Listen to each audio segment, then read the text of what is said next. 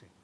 Yo, como soy un espíritu inquieto, necesito hablar caminando, hasta que me caigo del estrado y tal y cual. Bien, lo que ha estado hablando Agustín es de lo que vamos a hablar, pero posteriormente a todo lo que él ha comentado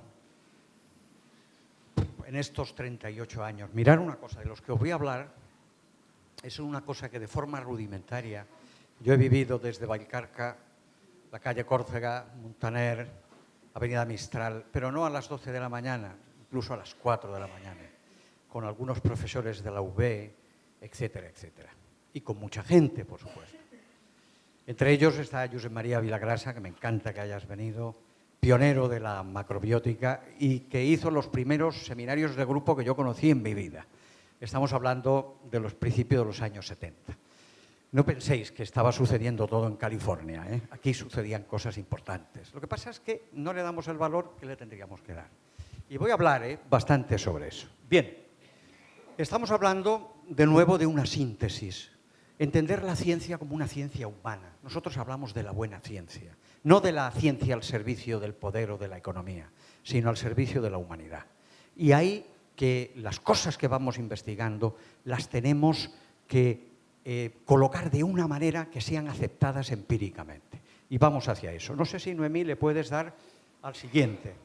Claro, estamos hablando de 38 años de todo este mundo de práctica clínica.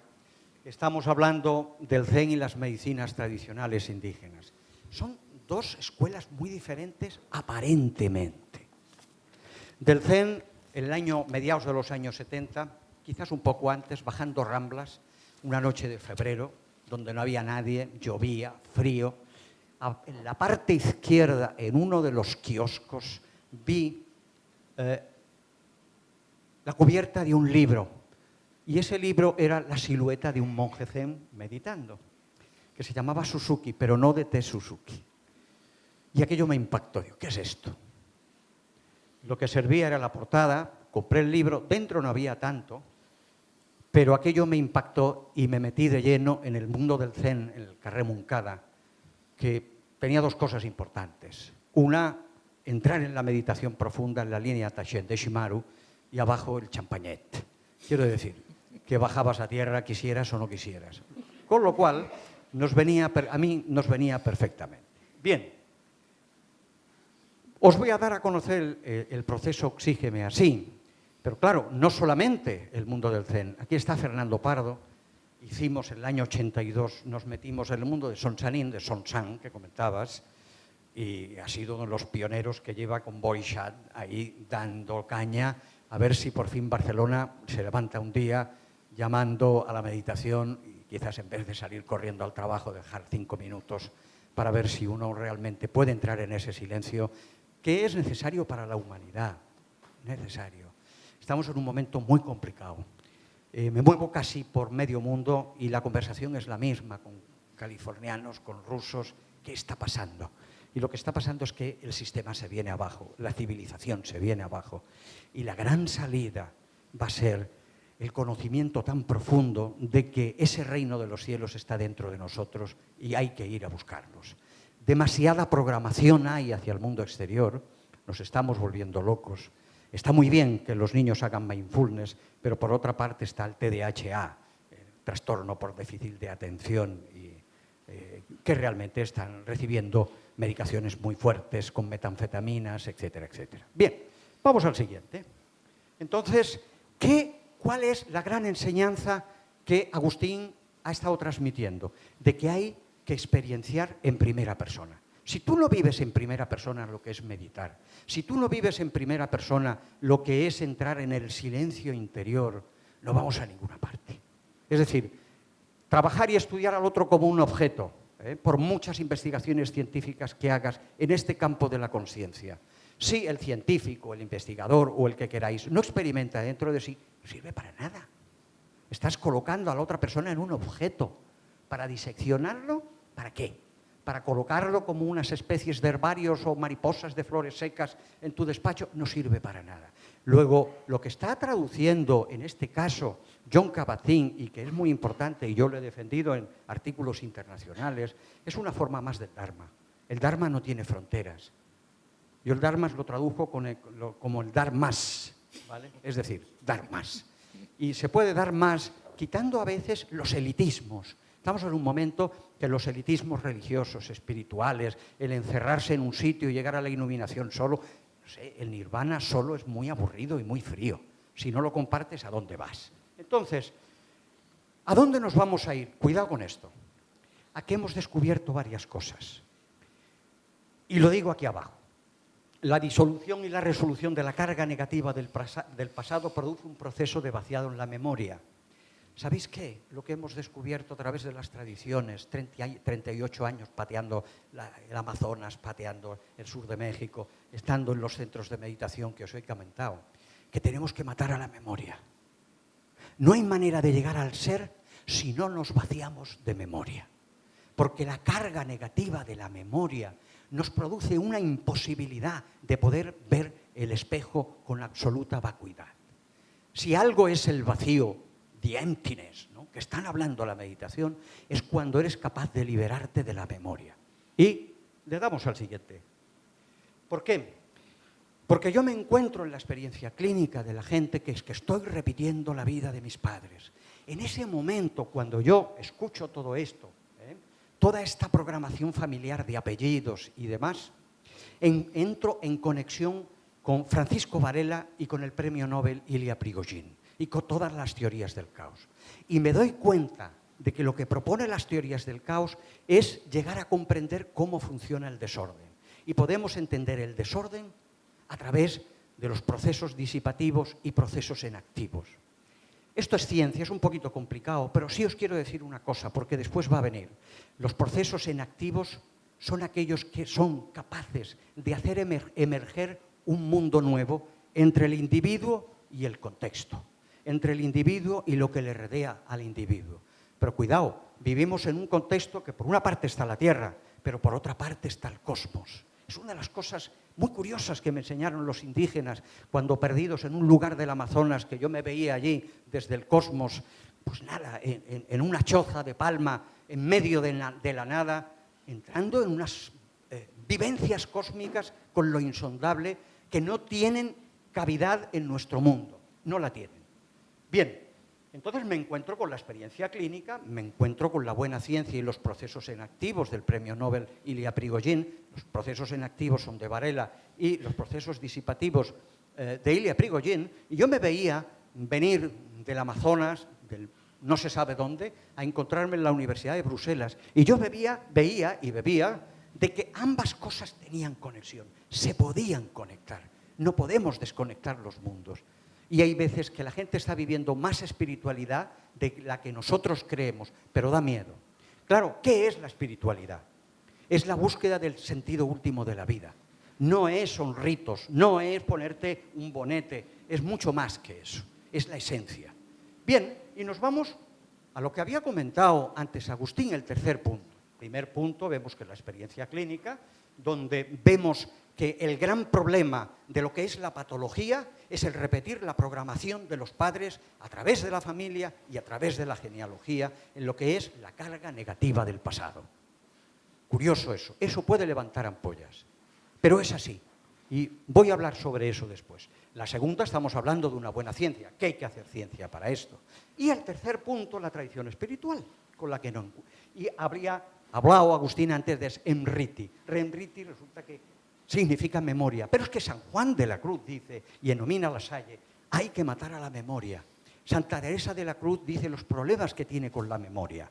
Y Tina Han dice que los estados más profundos de meditación es poder llegar en el mindfulness, precisamente, a todo el almacén de la memoria del pasado. Entonces, nos encontramos con las medicinas tradicionales indígenas que dicen lo mismo. Hay que estar en paz con los ancestros. Dale al botón. Tenemos que resolver la carga de la memoria porque nos programa de forma inconsciente. Claro que podéis preguntar, ¿cómo nos está programando? Porque es muy difícil de ver con aquello con lo que vemos. Es muy difícil de quitarse los apellidos detrás, sobre todo la carga negativa de los apellidos. Es que los apellidos son generaciones, porque es de forma inconsciente. ¿Cómo vamos a poder liberarnos de eso? Entonces, ¿qué sucede? Lo que yo me encuentro es que hay un molde que nos está esperando antes de nacer. y que hay que saber cómo podemos comprender ese molde. Descubrirlo no, comprenderlo, porque el molde está. Y cómo en un proceso de una terapia para el siglo XXI vemos que la esencia de ese ser nuevo, de encontrarse con el ser, más allá de la programación, de la carga negativa de la memoria, precisamente es resolver y disolver ese molde. ¿Sabéis cuándo me he encontrado con gente que estaban disolviendo en ese molde? En los momentos de la muerte, en los momentos en que estaba pasando de un sitio a otro, estaba apareciendo el ser. Claro que hay un problema, y el problema es que cuando una persona disuelve ese molde sin una preparación adecuada, a veces en meditación, a veces por drogas ahí, fin de semana, cuando se pretende disolver ese molde, ¿qué sucede? Que toda la programación viene y lo lleva al psiquiátrico. Estamos hartos de ver situaciones de este tipo. Y os quiero comentar una cosa. En ese caso, nos encontramos con un chaval que de pronto, en uno de los bares de por aquí, se toma un LSD, no sabe cómo, sale, se vuelve agresivo, viene la policía muy profesional se da cuenta de que el chaval está en malas condiciones, estoy hablando de un caso real, y al psiquiátrico directamente. Claro, ¿con qué se encuentra esa persona? Se encuentra esa persona con toda la programación que tiene encima. Eso es una carga que es muy difícil de sobrellevar. Y a veces la psiquiatría lo coloca como psicosis tóxica y dice que tiene que tomar antipsicóticos por el resto de su vida, cosa que en esta persona no sucedió. Los pudimos tratar y pudimos ver realmente con total claridad cómo esa programación de la carga negativa del pasado había aparecido frente a lo que el LSD produjo y no podía con ella. Vamos a darle. Bien. La pregunta es cómo, y es un poquito rápido esto. Yo me gustaría tener un cursor, pero sí con un poquito de... Como no tengo magia, fijaos cómo funciona el molde que heredamos. Hay un núcleo atractor, que en este caso es una autoinvalidación, no se ve muy allá. ¿Qué es un núcleo atractor? Esto representa la primera coraza del molde de la persona. Un núcleo atractor es aquel fractal, aquel patrón que hace que todo el sistema de esa persona esté dando vueltas alrededor de eso, por ejemplo. La persona con una autoinvalidación, como es este caso, yo no sirvo. Y el yo no sirvo está pateando sus entrañas a niveles personales, a niveles profesionales, a niveles espirituales, a los niveles en los cuales la persona se está enfrentando. Todos podéis poner un ejemplo porque ¿qué es un fractal? Solamente una pincelada. Un fractal es aquella parte de la personalidad que se repite a sí misma. Se está repitiendo. ¿Por qué? Porque es una programación. Entonces, si vosotros todos hemos pasado por algún momento de autoinvalidación, podéis saber lo que significa estar continuamente, yo no puedo, no voy a dar la talla, no, y hunde a la persona en la frustración, que son otros fractales. ¿Qué es esto? Un escalectris. Un escalectris heredado, porque la persona pasa de la autoinvalidación a ser indigno de ser. Quiere resolver eso y se va al indigno de ser, y no puede. No puede porque se encuentra indigno. Estamos hablando de casos reales, esto no es un invento. De indigno pasa de miedo a la muerte y la persona se incrusta en ese miedo tan terrible. De ahí pasa a la aprensión y después vuelve al núcleo atractor, que es autoinvalidación. ¿Por qué es un escalectris? Porque la persona está dando vueltas continuamente a través de lo que es una ruta disipativa. Os voy a dar unas pinceladitas, nada más, perdona, no quiero tampoco cargaros, porque no es este momento para explicar cómo funciona el misterio de la vida. Y esto forma parte del misterio de la vida, lo siento, pero lo tengo que decir así. Y este tipo de proceso terapéutico, ya llevamos 38 años, han pasado más de 1000 personas por estos procesos, estamos hartos de trabajar y realmente vemos aquí con algunos de los representantes que si esto no funcionara, nosotros no estaríamos aquí. Entonces, esto es un escalestri con el cual nacemos y estamos dando vueltas a través del núcleo atractor en 3 de los personajes que este paciente ha dicho, que es el histérico, se ve fatal, el mediocre pasivo y el anulado. Es decir, son programaciones que ha heredado. Cuando se resuelven y se disuelven esas programaciones, en esos momentos la persona puede entrar en un segundo ciclo. Estamos hablando de un primer ciclo. ¿Qué estamos diciendo? La persona tiene que limpiar la casa primero. Tú no puedes entrar en una experiencia de segundo ciclo, de meditaciones profundas, de tomar determinadas sustancias, si primero no limpias la casa. salí sin ser notada, estando ya mi casa sosegada, dice San Juan de la Cruz. Evidentemente, este proceso, que es el más duro, es el que estamos olvidando, porque tenemos una cultura McDonald's. Queremos ir y pagar, deme usted 1 kilo de iluminación, deme usted 1 kilo de ayahuasca. No funciona. Y lo que funcionan son los psiquiátricos, las depresiones y los estados tan terribles que están sucediendo. Vamos al siguiente punto. Aquí tenéis una ruta que simplemente os quiero decir, me llamó mucho la atención, porque no es el núcleo atractor que está en el centro.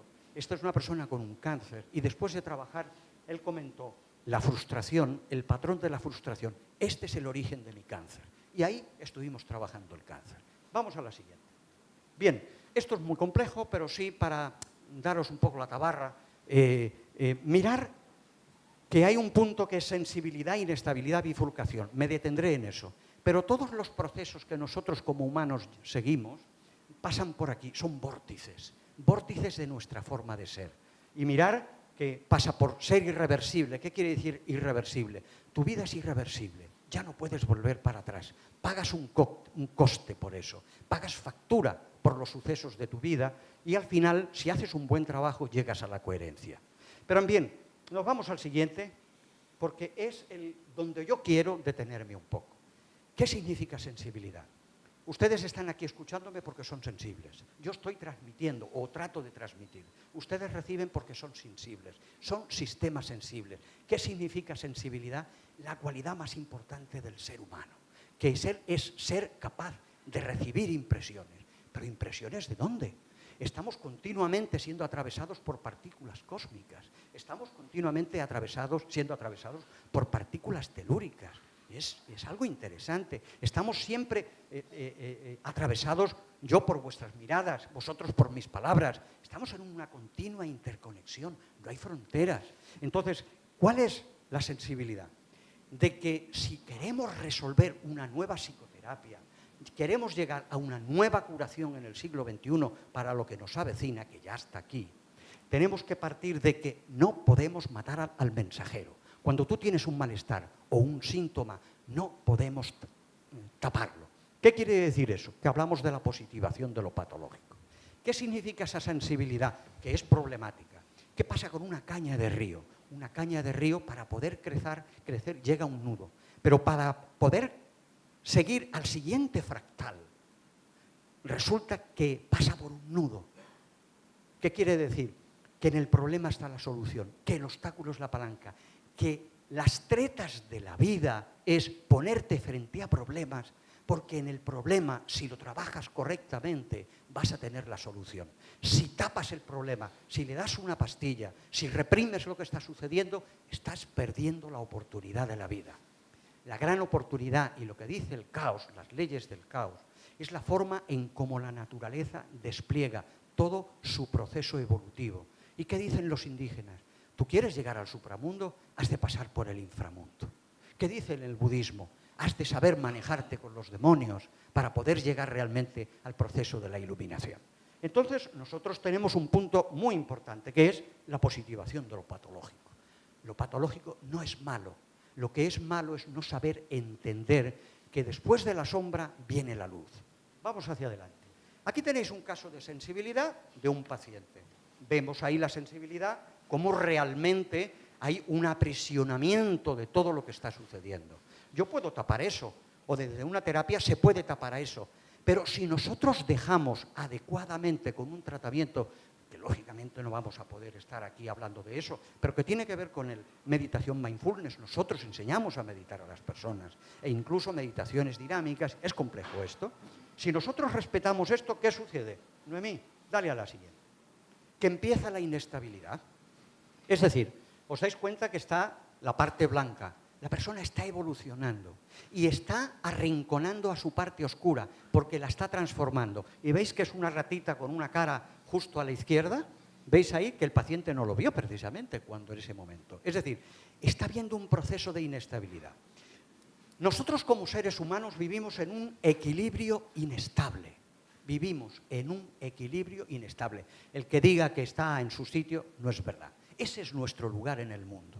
Si nosotros somos capaces de respetar ese equilibrio inestable, Para poder llegar a regiones los más alejadas del equilibrio, tenemos que ser capaces de comprender cómo funcionan las leyes de la vida. Y las leyes de la vida, después de esa insensibilidad, lo que te está diciendo, tienes que saber transformar tu sombra a través de la inestabilidad. Y entonces nos vamos a la siguiente.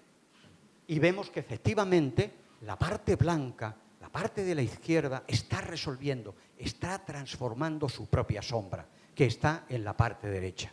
Y si vamos a la siguiente, veis aquí que está clarísimo. Toda la carga de la memoria está siendo resuelta, todo el mundo ancestral está siendo resuelto y aparece un nuevo ser. Ya estamos aquí viendo al ser. Y vamos a la siguiente. Aquí está clarísimo, es de que se ha producido un proceso iluminativo, que será relativo. No estamos hablando, bueno, si al día siguiente se considera maestro esta persona, nos complicamos la vida, esperemos que no. Pero sí se ha producido un aspecto, diríamos, nuevo en su vida. Vamos hacia adelante. Entonces, aquí tenéis, por ejemplo, a niveles chamánicos, lo que sería este proceso bifurcativo, y vamos hacia adelante. Y aquí tenemos una cuestión que explica lo que yo estoy diciendo. Cuando nosotros hacemos meditación, cuando nosotros empezamos a trabajar con nuestro mundo interior, no sé si veis que esto representa al individuo, el huevo este interior. Arriba está la totalidad y abajo está la tierra, ¿verdad? Entonces, si os dais cuenta, donde pone consciencia, vemos que en relación entre el individuo y la totalidad hay unas líneas discontinuas. ¿Lo veis ahí? ¿Qué quiere decir eso? Que tú, a través de tu trabajo personal, cual sea, estás empezando a abrirte a la totalidad. De tal manera que la totalidad inunda al individuo. Bien, estas inundaciones de la totalidad al individuo se están produciendo de forma espontánea en muchísimos adolescentes. Lo malo es de si va a un psicólogo o a un psiquiatra que no entiende de esto. Entonces nos complicamos. No estoy hablando de fantasías, estoy hablando de lo que está sucediendo. Hay veces que experiencias de meditación y experiencias con drogas hacen que esa línea se vuelva discontinua y la totalidad nos inunde. Pero también en la tierra hay unas experiencias con la Pachamama interesantísimas, inexplicables, que se produce cuando la persona entra en un camino con decisión hacia el ser. También hay unas líneas discontinuas y aparece lo que es la tierra, que es algo más que polvo, algo más que polvo. Vamos adelante. Bueno, no os preocupéis que tenéis un catering para recuperaros, ¿eh? En fin, la verdad, y hemos intentado que funcione. Bien, en el segundo ciclo, ¿cuál es el primer ciclo? El primer ciclo tiene que ser con resolver la carga de la memoria, el vaciado de la memoria. Entonces, los procesos de meditación se disparan en el buen sentido de la palabra. Realmente la persona ya no está metida en su propia mente. El discurso interno se para. Pero sobre esto, lo que nosotros llamamos la aplicación clínica del silencio, voy a decir dos cositas porque quiero que ellas puntualicen sobre esto. Yo me doy cuenta de que la respiración focal, el Zen en Jara, era muy bueno para enseñar a la gente a meditar. ¿Por qué? Porque estamos disparados completamente. Esto es el gran problema. Este mundo que vemos ahí fuera, en todo Occidente, está creado por el intelecto, por la máquina racional dual, y la han convertido como si fuera el sumum de ¿qué? El sumum de nada. El sumum de algo que tiene que ser trascendido, superado, porque lo que viene es la conciencia. Y ahora mismo hay un conflicto entre la mente racional dual y la conciencia que está descendiendo. Nosotros trabajamos para ella y estamos en nómina. Bien, ¿qué os quiero decir con eso? Os quiero decir que la aplicación clínica del silencio es la que nosotros estamos llevando, pero primero la gente pasa por un primer ciclo de limpiar la casa. Vamos a la siguiente. Y ahí vemos las tres líneas con tres cosas, y supongo que a Fernando le puede interesar también, de que cuando yo hago mis procesos de meditación, me encuentro que hay tres líneas importantes. Mente una. Cuando tú comienzas a meditar, todos los pensamientos te atrapan, no sabes dónde van. Lo que tienes es ganas de salir del zafu, que es el cojín, o del banquito, lo que tienes ganas de salir corriendo. Pero si aguantas este primer punto, aparece un primer proceso que yo le llamo mente una. Mente una, ¿qué significa? La persona empieza a encontrar que hay una unificación, una unión entre lo que piensa, lo que siente y su cuerpo. Hay una unificación, hay una unidad. Cuando la persona se mantiene ahí y sigue el proceso, entra una mente en silencio. De pronto la persona ve que es testigo de que su mente se ha parado. Ah, ¿qué pasa aquí? Esto es nuevo. Esto no me habían hablado en la escuela de esto. Y si la persona sigue, entra en la conciencia penetrante. Es un estado de meditación profunda. Y en la conciencia penetrante no es explicable. Vamos hacia adelante. Entonces, hicimos unas investigaciones científicas con electroencefalogramas que van a hablar ellas y le damos de nuevo. Le damos de nuevo. Noemí, hola. Sí. Entramos aquí en una cosa. Vosotros diréis, pero este hombre que lleva tantos años, casi 40 también, metido con los indígenas en el sur de México, nos tendrá que hablar algo de esto. Vale. Mirad, el mundo indígena es el mundo de lo inconcebible. No es explicable.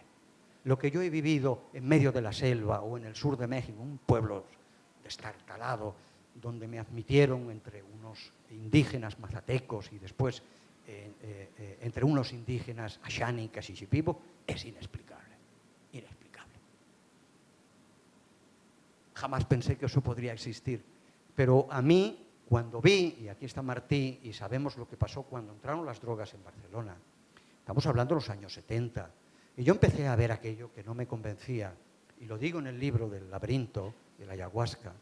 Yo pregunté a unos indígenas que curiosamente encontré y me hablaron de allá. Entonces yo me di cuenta de que ellos estaban en la universidad y nosotros en el parvulario. Y cuando empezaron las bajas, digo, yo me voy a ver a esta gente. El año 80 pagué un avión y me largué, y desde entonces viajé hacia los que realmente conocen cómo funcionan los procesos. Estos procesos en los cuales con una planta o con una sustancia entras en lo inconcebible. Eso te salva la vida, por lo menos a los que hemos llegado a este mundo para saber de qué va esto, ¿no? Al día que digan corten, corten, corten, que sepamos un poco, ¿no? Y abran las luces donde estamos. Bien, la cuestión de esto, ya terminando, lo importante de las investigaciones que se están haciendo con la ayahuasca y lo que yo vivo con ellos, que no es tomar ayahuasca, primero se preparan por años con dietas de otras plantas, pero aquí es la McDonaldización. Oiga, págueme, deme 2 euros de ayahuasca. No, eso no va así. También la desesperación está empujando mucho.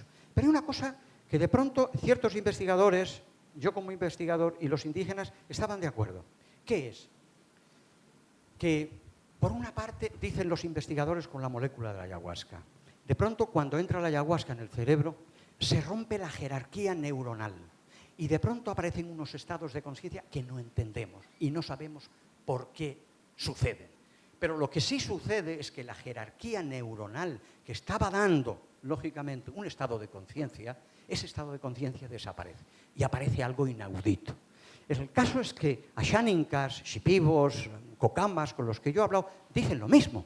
Están diciendo, cuando realmente la planta entra en el cuerpo, con su preparación, vuelvo a avisar sobre esto, cuando la planta entra en el cuerpo, realmente todo lo que hay se trastoca. Y en ese momento aparece ese espíritu, el espíritu de la planta, y si eres capaz de comunicarte con él, te va a decir realmente por dónde van las cosas. ¿Por dónde van las cosas? Pues las cosas van por el psicoanálisis. Como entra una psicoanalista, por eso lo digo. ¿Por dónde van las cosas? Las cosas van porque, de alguna manera, esta especie de conjunción, mindfulness, plantas, sabidurías, estamos en la parte buena de la globalización, en el cual nos está llegando una gran enseñanza de todo sitio, y que mucha gente ya no quiere vivir viviendo para hacer de su vida un consumismo continuo, tender una paga no sé dónde, para encontrarse en la jubilación no sé dónde, tomando omeprazol y otras cosas más. Hay otra forma de entender el mundo, y esto es radical. Estamos en un momento radical, que yo lo considero positivo. ¿Para qué? Porque la persona lo que quiere es saber dónde está, cuál es su lugar en el mundo, y esa es la única manera para después poder saber hacia dónde uno quiere ir. Esto es lo que se llama vivir la vida, y esa es la verdadera salvación. Lo demás forma parte de esa programación sobre la cual nosotros estamos trabajando. Creo que me queda otra, ¿vale? Los resultados son importantísimos, pasamos a la siguiente y hablarán ellas, ¿vale? Y la conclusión la dejo para después, ¿vale? La dejo para mí.